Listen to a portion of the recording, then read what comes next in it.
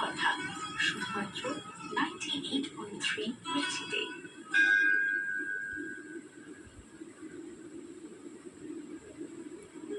কলকাতার শশীভূষণ দে স্ট্রিটে জগন্নাথ বাড়ি 100 বছরেরও পুরনো।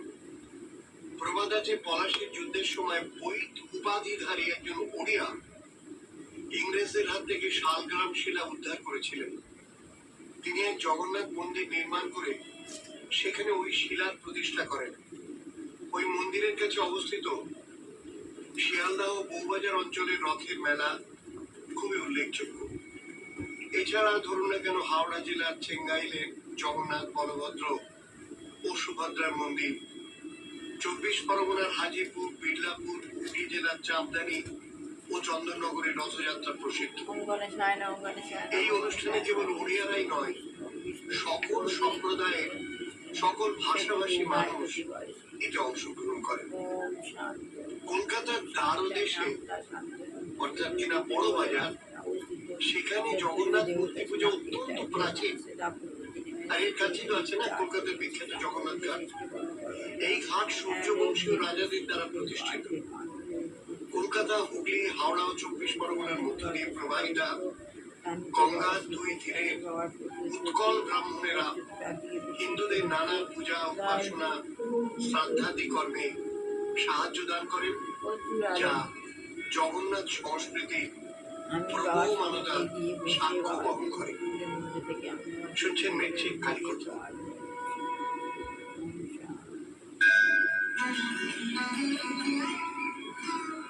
শ্রী জগন্নাথ বসুর সঙ্গে কালী কথা শুধুমাত্র 98.3 মির্চিতে।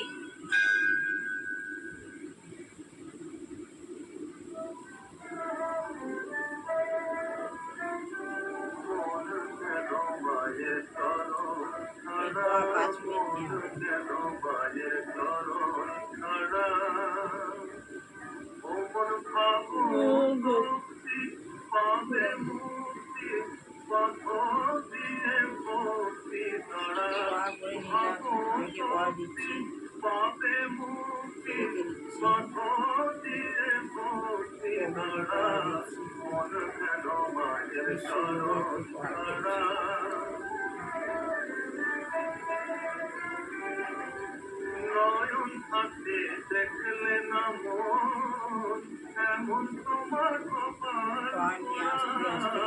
নয়ন থাকতে দেখলে না মন, এমন তোমার কপাল পোড়া। ভক্তে চলিতে দয়া রূপেতে বেঁধে গেলেন ঘরের বেড়া। ভক্তে চলিতে মা ঠাকুরের নাম গান করতে চান, সেগুলোর মায়ের চরণ ছাড়া।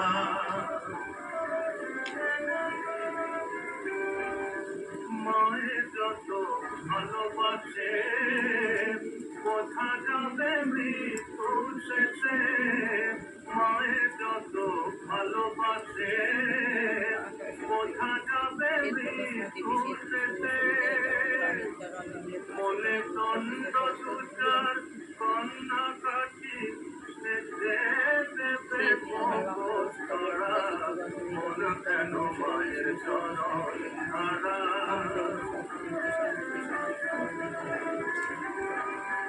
যেই ধ্যানে এক মনে সেই পাবে কালী কাতরা।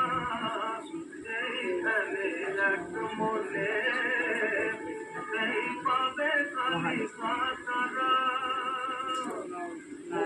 বের হয়ে দেখ কন্যা রূপে রামপ্রসাদের পাঁচে বেড়া।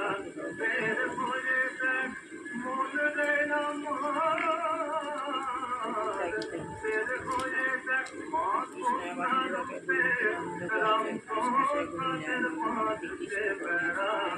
মন কেন মায়ের চরণ ছাড়া, মন কেন মায়ের চরণ ছাড়া। ভোরের আলোর সঙ্গে এসে যাক ভয়ের আশীর্বাদ। শুনছেন 98.3 রেডিওতে কালী কথা, সঙ্গে জগন্নাথ বসু।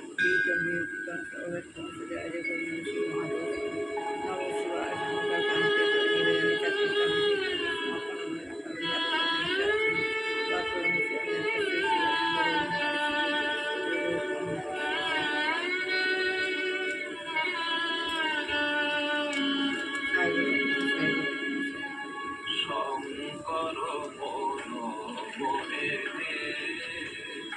ও মাতারা, শঙ্কর মন মোহে ও মাতারা, জীবন ধারিলে তুমি মহারা, শঙ্কর মন মোহে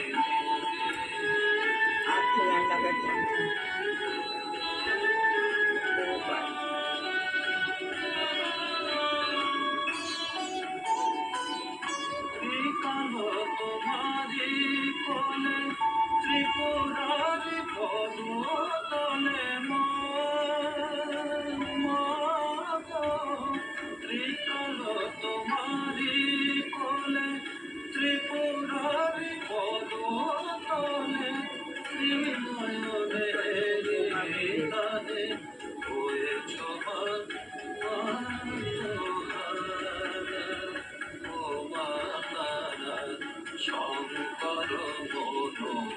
আজ করছি আধুনিক বিজ্ঞানের ক্ষুদ্র জগৎ। আধুনিক বিজ্ঞানের ক্ষুদ্র জগৎ 1973 সালে এপ্রিল মাসে অ্যাডিলেস ভেনিস নিচে একদিন প্রাতঃ ভ্রমণকালে আধুনিককার বিজ্ঞান ও বৈজ্ঞানিকদের সম্বন্ধে শ্রী বহুপাদ আলোচনা করেন।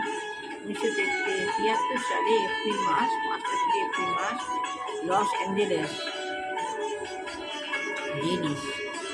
উনি বিজ্ঞানী, তিনি নিচে একদিন প্রাতঃভ্রমণ করছিলেন। তখন প্রাতঃভ্রমণকালে আধুনিক বিজ্ঞান সম্বন্ধে, বৈজ্ঞানিকদের সম্বন্ধে আলোচনা করছিলেন শ্রী বহুপাদের সঙ্গে।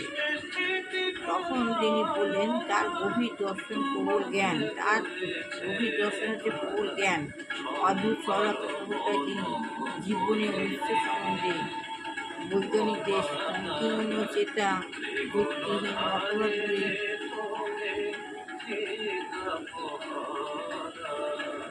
বৈজ্ঞানিক মতবাদগুলি খণ্ডন করছেন। এই আলোচনায় তার সঙ্গে উপস্থিত রয়েছেন, কেমন লাগছে কালী কথা? ওদের যে আলোচনা আপনার হচ্ছিল মতামত আমাদের জানান সেই আলোচনায় উপস্থিত ছিলেন 909393 ডাক্তার গৌতম দামোদর সিং নামক একজন দীর্ঘ রসায়নবিদ। শ্রী বহুপাদ বলছেন বিজ্ঞান ও প্রযুক্তিবিদ্যার জগৎ জড় থেকে জীবনের উদ্ভব হয়েছে।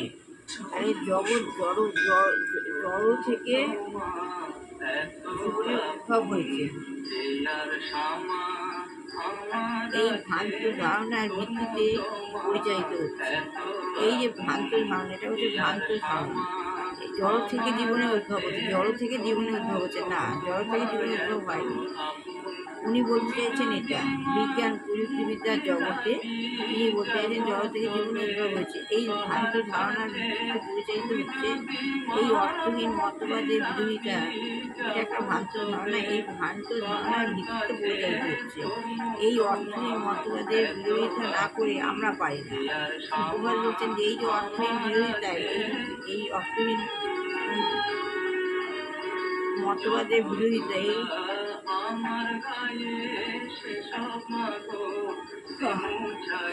এই অর্থহীন মতবাদকে বিরোধিতা না করে আমরা পারি না।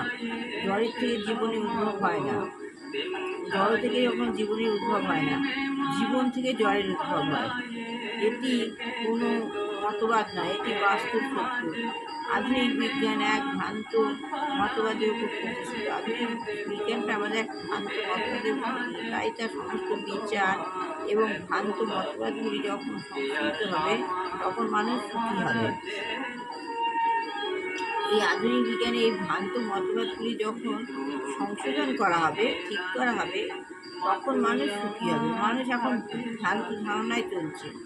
তাই আমাদের বৈজ্ঞানিক প্রতিযোগিতার আহ্বান করে আমাদের যে বৈজ্ঞানিকদের প্রতিদ্বন্দ্বিতা, সেই প্রতিদ্বন্দ্বিতার আহ্বান করে পরাস্ত করতে হবে। তা বৈজ্ঞানিক প্রতিদ্বন্দ্বিতাকে আহ্বান করে আমাদের পরাস্ত হতে হবে। তা না হলে তারা সমস্ত সমাজকে বিপদে পরিচালিত করবে।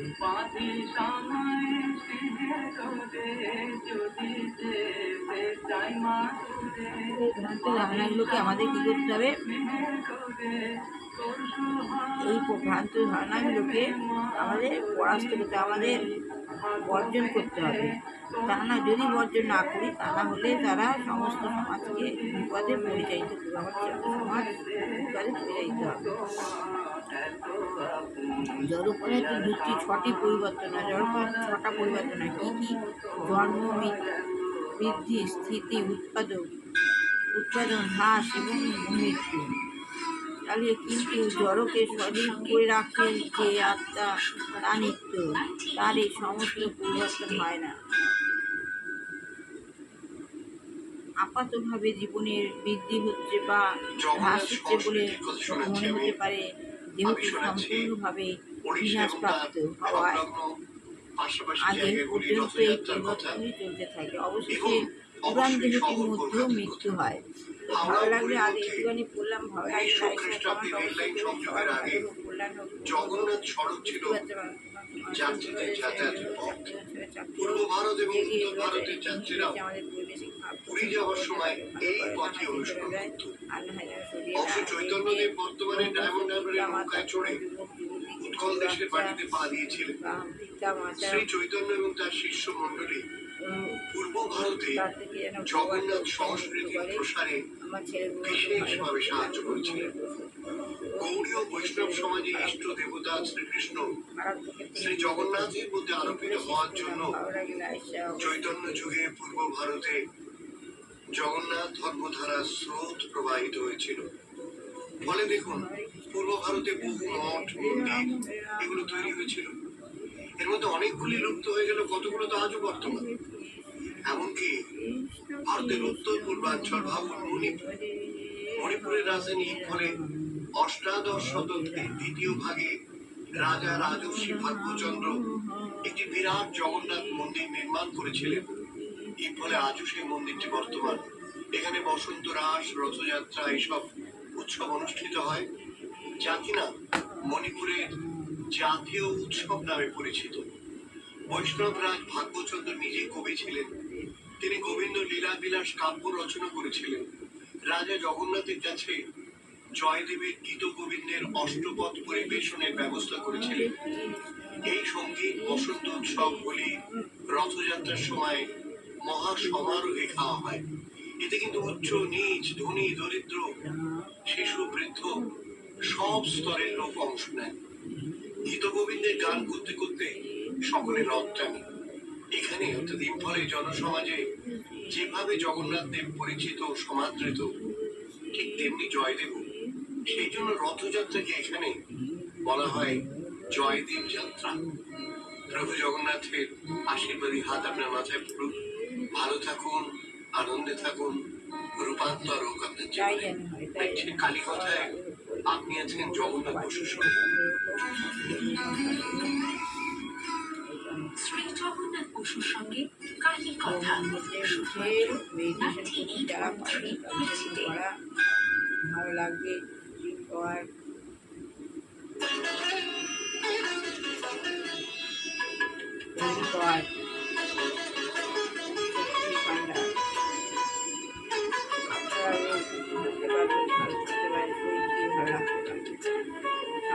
কষ্ট হবে না।